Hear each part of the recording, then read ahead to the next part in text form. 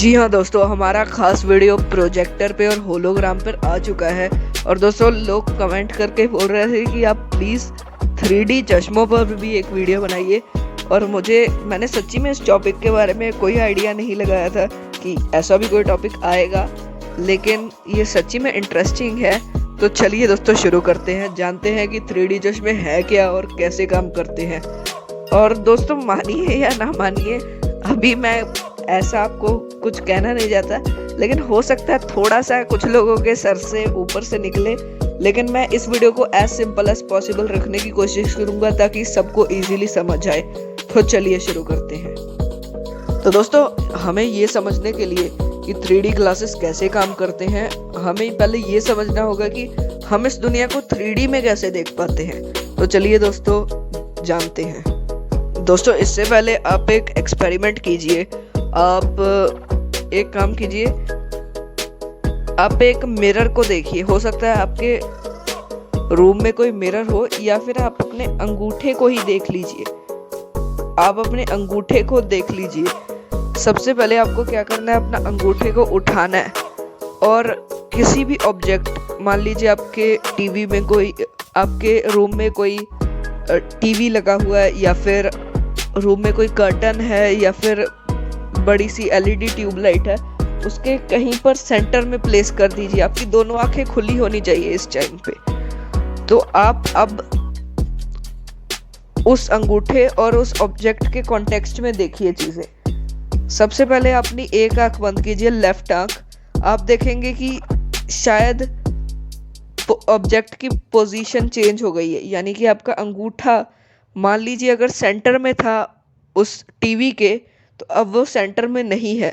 और अगर आप राइट आंख को बंद करते हैं तो शायद उसकी पोजीशन और चेंज हो जाएगी। ज़्यादातर होता क्या है कि हमारी आंखें एक्चुअल में 2D इमेजेस को ही देखती हैं। दोस्तों, मानिए या ना मानिए, हमारी आंखें 2D इमेजेस को ही देख पाती हैं। असल में हमारी आंखें 3D इमेजेस को बिल्कुल नहीं देख पाती। आप ये क्या सोच रहे हो? आपको लग रहा होगा कि मैं क्या बोल रहा हूँ। हम तो हर चीज़ को 3D में देखते हैं, हमें दिखता है कि किसी की हाइट क्या है, लेंथ क्या है, ब्रेथ क्या है। लेकिन दोस्तों, असल में आप मान लीजिए कि हमारी दोनों आँखों के बीच में एक पतली सी दीवार बना दी जाए, ताकि हमारी एक आँख कुछ और देखे और दूसरी आँख कुछ और देखे। तो रियली में दोस्तों, अगर लाइट नहीं, सेम ऑब्जेक्ट से रिफ्लेक्ट हुई लाइट दोनों आँखों तक नहीं आ रही, तो आप उस ऑब्जेक्ट को 3D में देख ही नहीं पाएंगे। यानी कि हमारी लेफ्ट आंख भी एक्चुअल में 2D में देखती है, और हमारी राइट आंख भी। और उन दोनों इमेजेस को लेकर हमारा ब्रेन प्रोसेस करके एक 3D इमेज बनाता है। जी हाँ दोस्तों, ये अजीब है लेकिन सच है। तो बेसिकली दोस्तों, क्योंकि फिल्म आप एक्चुअली 2D स्क्रीन पर देख रहे हैं, तो आपकी आंखें एक्चुअल में, अगर किसी 3D ऑब्जेक्ट को दोनों आंखों से आप देखते हैं तो आप उसे 3D परसीव कर सकते हैं। लेकिन अगर आप देख ही स्क्रीन को रहे हैं, अपनी दोनों आंखों से भी देखकर आप उसे 3D नहीं देख सकते। तो इसी के लिए फिल्म निर्माताओं को एक खास तरीके से लाइट्स को डिज़ाइन करना पड़ता है, चश्मों को डिज़ाइन करना पड़ता है, जिनके कारण आप एक्चुअल में उस स्क्रीन पर आ रहे ऑब्जेक्ट्स को 3D देख पाएँ। तो आइए जानते हैं उनके पीछे की साइंस क्या है। तो बेसिकली ये तो आप जानते ही हैं कि एक्चुअल में हमारी आंखों को एक ऐसी इमेज दिखानी पड़ेगी, और वो एक्चुअल में स्क्रीन की इमेज होगी। हैरानी वाली बात है, 2D ऑब्जेक्ट की ऐसी इमेज दिखानी होगी हमारी दोनों आंखों को कि हमारा दिमाग उन्हें प्रोसेस करके एक 3D ऑब्जेक्ट बना पाए। तो ये होगा कैसे? कैसे होगा भाई, जल्दी बताओ। तो चलिए मैं जल्दी से आपको एक्सप्लेन कर देता हूँ। तो बेसिकली अगर दिमाग को प्रोसेस करवा के एक 3D इमेज बनवानी है, तो हमें दोनों आंखों को एक अलग अलग इमेज दिखानी पड़ेगी, जो इस तरह से डिज़ाइंड हो कि हमारा दिमाग उसे 3D बना सके। लेकिन जैसा कि मैंने आपको बताया था कि हमारे दोनों आंखों के बीच में एक दीवार बनाना प्रैक्टिकली इम्पॉसिबल है, और इसी के कारण हम दोनों को अलग अलग इमेज नहीं दिखा सकते इजीली। तो बेसिकली असल में 3D ग्लासेस वो दीवार का ही काम करते हैं। अगर अगर आप देखें तो पुराने 3D ग्लासेस असल में दो अलग अलग कलर्स के होते थे, ब्लू और रेड। इसी के कारण एक्चुअल में इसके पीछे कुछ और साइंस है, सिर्फ कलर नहीं। इसके कारण ही वो दोनों आँखों को अलग अलग इमेज दिखाते थे और 3D इमेज फॉर्म हो जाती थी। लेकिन आज क्या हो रहा है, आज तो ये रेड ब्लू नहीं होता। आइए जानते हैं। जैसा कि मैंने आपको बताया, शुरुआती दौर में एक लेंस सिर्फ लाल रोशनी के लिए, जो कि काफ़ी हाई वेवलेंथ वाली साइड है, और एक ब्लू के लिए जो कि लो वेवलेंथ वाली है। तो लाल वाली रोशनी ब्लू में नहीं घुस पाती थी और ब्लू वाली लाल में नहीं घुस पाती थी। इंटरेस्टिंग। तो होता क्या था, लोगों के द्वारा देखी गई इन दोनों इमेजेस ब्लू और रेड को हमारा दिमाग जोड़ देता था और एक 3D इमेज फॉर्म कर देता था। लेकिन इसमें काफ़ी सारी लिमिटेशंस थी। सबसे पहला तो ये और बहुत इम्पोर्टेंट कि हमारा दिमाग जो इमेजेस बनाता था वो कलर्ड नहीं होती थी, ब्लैक एंड वाइट होती थी। ये तो बहुत बड़ी प्रॉब्लम है। ब्लैक एंड वाइट फिल्में कौन देखेगा? चार्ली चैपलिन थोड़ी देखने जा रहे हैं, अवेंजर्स देखने जा रहे हैं हम। I am sorry, no offence to anyone. मैंने एक सिली सा जोक मारा, माफ़ कीजिएगा। तो इसी के लिए यहाँ पर एक इंटरेस्टिंग कॉन्सेप्ट आता है, वो है पोलराइजेशन। पोलराइजेशन को समझने के लिए आप ये देखिए, इन लाइट की वेव्स होती हैं और ये लाइट की वेव्स कैसे ट्रैवल कर रही हैं। ये करती तो ऐसे ही है इस डायरेक्शन में, लेकिन इस डायरेक्शन में कैसी डायरेक्शन होती है इनके ट्रैवल करने की, ये देखिए। तो बेसिकली हवा में लहराती हुई इस रस्सी की तरह लाइट भी कई तरह से ट्रैवल कर सकती है एक मीडियम में। तो हो क्या रहा है, अभी भी मेरे ख्याल से आप लोग कंफ्यूज हो। अभी मैं क्लियर करता हूँ आपको। तो जैसा कि मैंने आपको बताया कि किसी भी एंगल से ये जा सकती है, तो अभी आप देखिए, ये एक एंगल है, इसमें जो वेव्स हैं ये हॉरिजॉन्टल हैं, काफ़ी हॉरिजॉन्टल है, काफ़ी मुड़ी हुई हैं, और इसमें वेव्स हैं वर्टिकल।